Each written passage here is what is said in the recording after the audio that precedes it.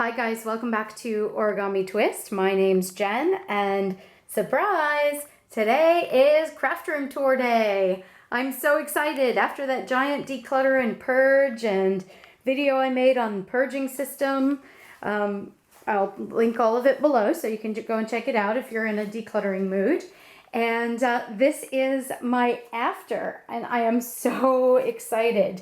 Now I do want to put in here before I get going with the tour that this is actually a collab, and one of the people I'm subscribed to, and she's a viewer of my channel, we decided to do a collab because she's recently done a purge as well, and she decided to do her craft room tour. So this is not one, it's two craft room tours in one, and the link to that will be down below so you can go and check that out and subscribe to her channel. Her channel name is Stellar Crafts by Pam. And hi Pam, if you're watching, and thanks for doing a collab with me. And yeah, I hope you enjoy her video as well as mine. All right, let's get into it. I'm going to give you a general overview of the whole space, inside the drawers and everything. That's my favorite part of the organization or the craft room tour process, is looking in the drawers. There's something really exciting about checking out how people organize their stuff. And so I'll go through all of it. And if you have any further questions or would like to see something in more detail or my theory behind things, please let me know in the comments below. Please like this video if you enjoy craft room tours as much as I do. And please subscribe as well. I have lots more videos coming up in the near future.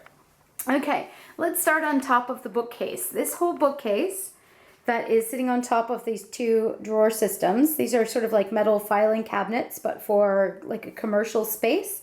The bookcase houses all of my paper. Now, if you saw my craft room tour 2015, you'll know that I had more paper than this before, and it didn't, well, I sort of did. I also had my ink stored in here, so it's sort of partial because I did acquire some new paper. But regardless, I now have all my paper in one space. It was split up before. And I'm really, really pleased with that because there's nothing worse than wanting something and having to go rifling through everything trying to find it. So now it's all in one place.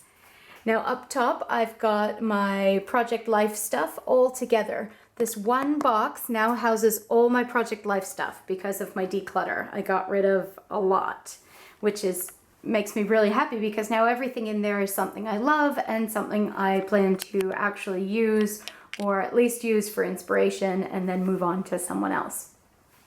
I've got some different paper pads and things to, like, work surfaces here up on top, and then this top row is thanks to Totally Tiffany. Now, I talk a lot about Tiffany and Tiffany's channel and her business in my Craft Room Tour 2015. So if you're curious at all about her system, please go and check that out. She's really neat and she has a lot of great ideas. But this is actually one of her ideas. Sorting all of your paper by color, at least all of your plain paper by color. And I also have it done by size as well, but you'll notice that my 8.5 by 11s and my 12 by 12s are stored next to each other. And this is totally by design. If I decide that I need something in red, or I need to sort of flip through and find the right color, it's super easy to locate, and it makes crafting so much easier. Now you'll notice that all of my paper is stored vertically except for my 6x6 color 6x6 pads.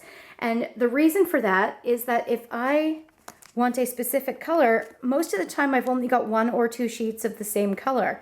So rather than having to pull a whole stack off the shelf, get the paper out, and then put it all back neatly onto the shelf, I can just flip through, pull it out. Sometimes one comes out and you have to wiggle it back in, but it is so much easier to access and to put things away after, and it's so much less complicated. You know, the craft room stores have the horizontal storage, but that's because they've got 45 of the exact same paper on that shelf, and I just find that this is way easier than the way I used to store it, which was horizontally. I've got all of my origami stuff off to the side, again in little packets, but in color order.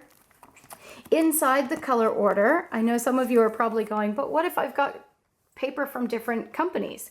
I have folders that I have labeled with the names of the color as well as the brand, so that if for my blog, for example, if I want to use a color that I can then share with people so they can get the same color, it's easily accessible, but it's still in the color families. So I've put those into these folders.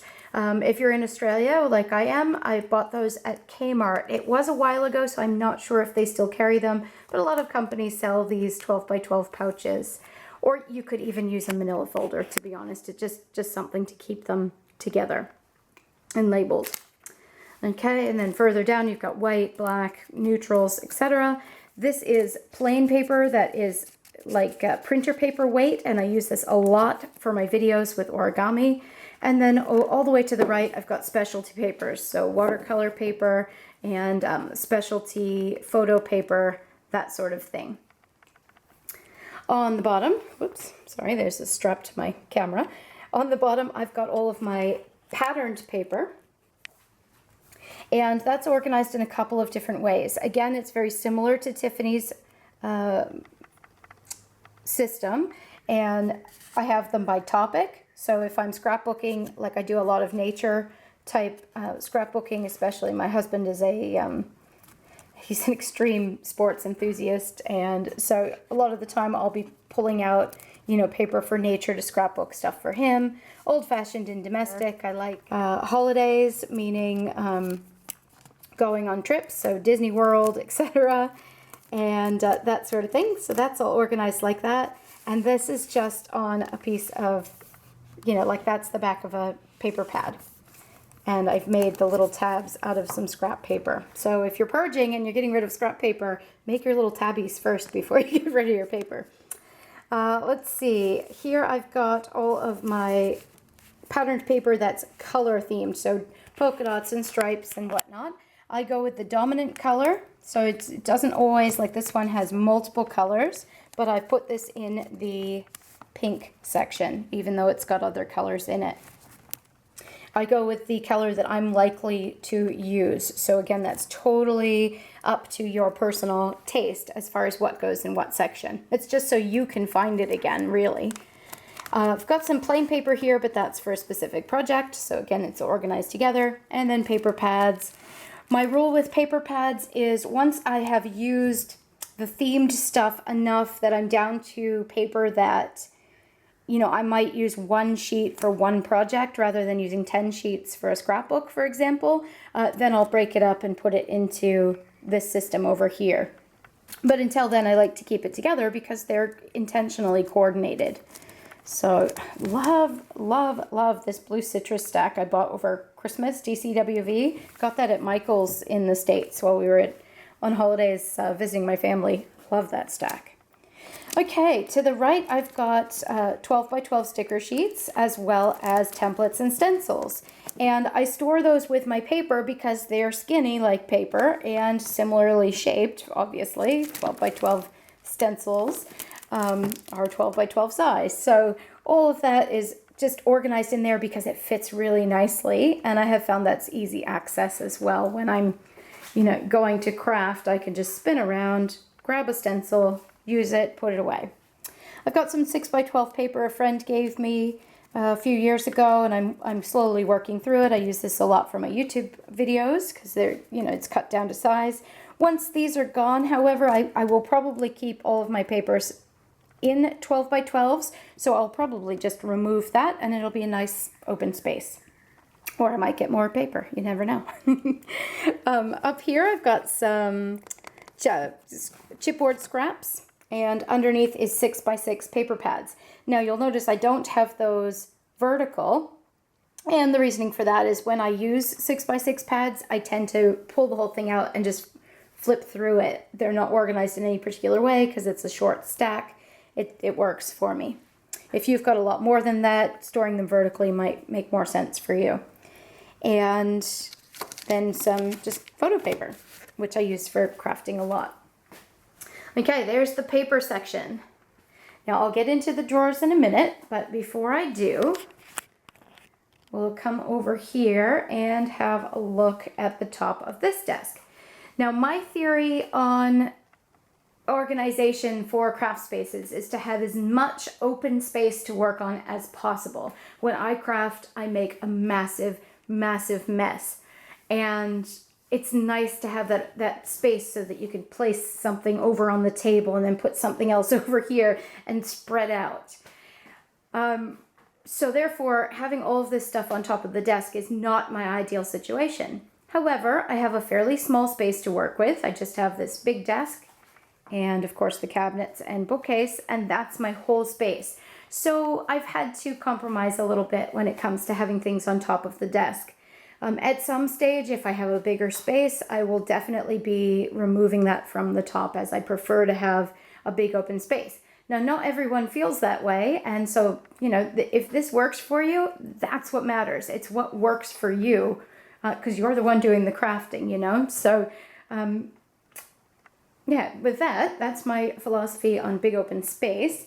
Now, over here on the left, it's sort of administrative type stuff. I've got ideas that I've clipped out of magazines and different, that one's labeled reference. You can see I've got all kinds of articles. I've got different page ideas.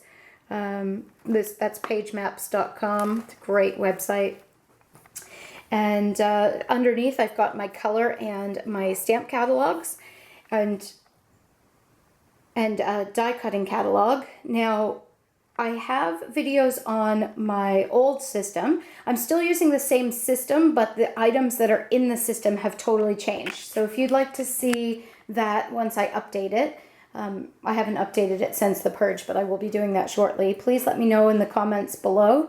I'm happy to do that. But basically that system is just a way of organizing color, which all of my color stuff is in here, and stamps, which I've got stored down there. It's storing it in a book, so you don't have to go rifling through all your stuff to find things. You can kind of go shopping in the catalog, and then it references where it's located in your craft space. That has been a lifesaver for me. So if you're interested, that's a totally Tiffany thing as well. If you're interested, let me know. Let's see, we've got tiny little fun pens and things for doing line drawings in there. I'm not sure if that's the final resting place for that, but it is what it is. That's where it is right now. I've got some reference books here.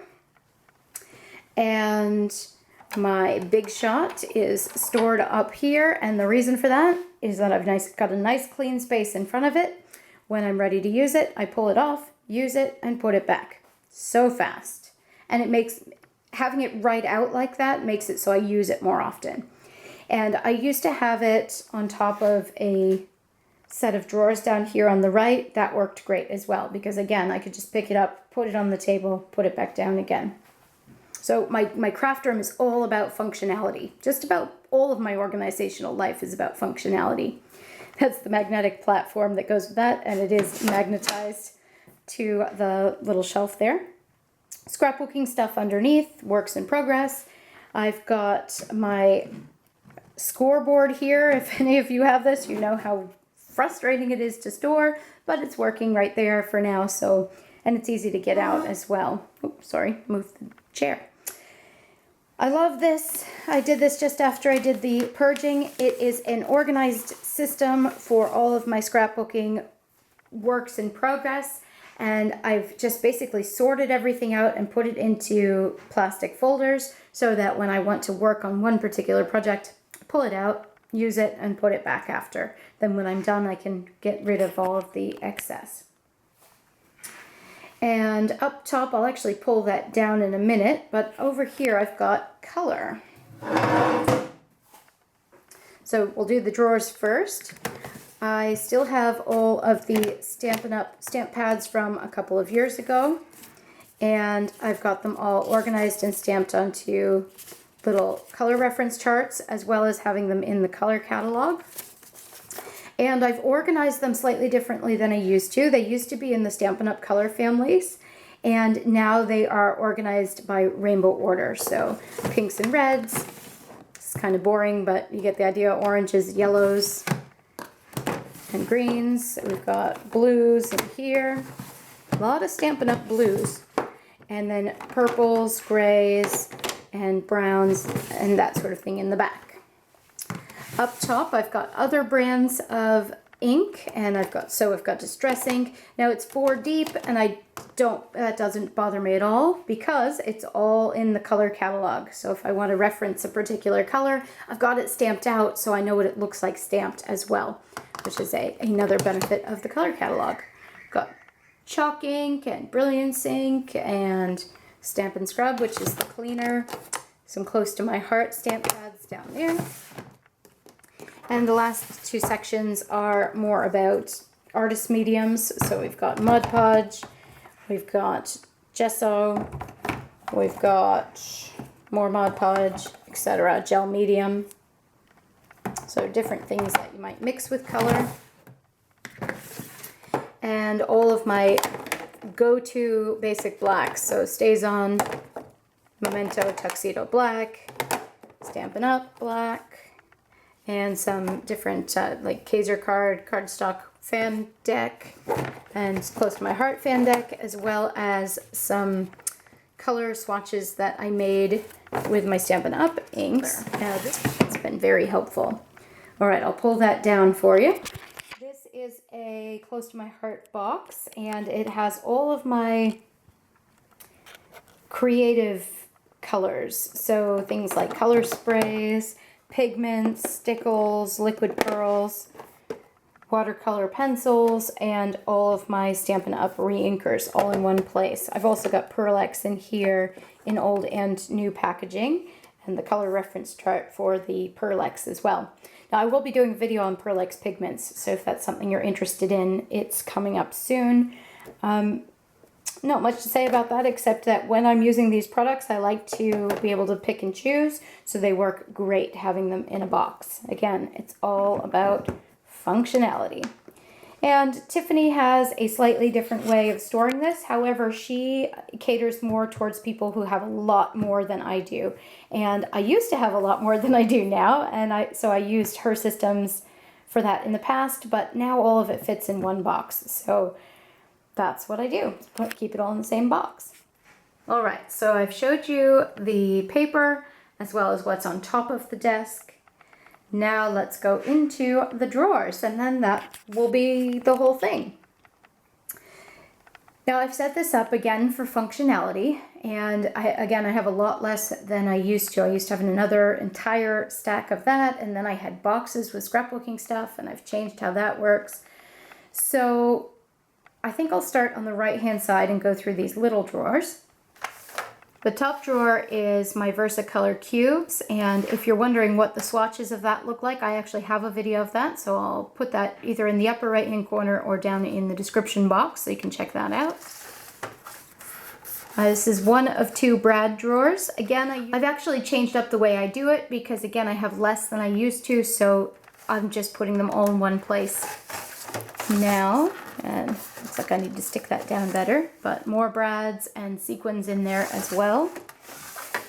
And this is just tackle boxes. I bought these at Kmart from Sport Fisher. If anybody in Australia is looking for a good brad box, these are perfect. Heat embossing materials, so all of my heat embossing powders as well as the ink that's used with them, Versamark. First drawer of stamps. Now you'll notice I put a little space next to it. That's because once I get it into my stamp catalog, I'll actually have numbers that are corresponding to the actual drawer. Drawer number 2 of stamps. The next drawer. And this one is blank cards and envelopes. I find it really nice to have them right at hand. That's the only paper that, besides my tea bag folding tiles, that isn't in the other organization. More stamps. The only reason that interrupts it is because it's actually a deeper drawer, so it's sort of just the way it works size-wise for this particular drawer setup. More stamps, more stamps, more stamps, and in the bottom I've got one big stamp as well as my old school dye ink color cubes from Stampin' Up. I don't know if they make them like this anymore, but I used to be a demonstrator way back in the day, and they are really great for taking to crops and scrapbooking night. Okay, over next to all of this stuff, I've got my everyday drawer, which houses everything that you could possibly need. And I explained this in my, let's see, it was my how to store craft supplies in a small apartment or space. And I suggested that when you go put everything in boxes or containers or whatnot, that you have I use these all the time, box, so that every time you craft, you pull that out and then you pull out the specific items. So this is my everyday box, if you will, in drawer form, of course. But it's your scissors and your glues and your, basically everything that you could possibly need tool-wise that you would use a lot. Scalpel, or it's called an X-Acto knife in the States. Little clips to hold things together while they're drying.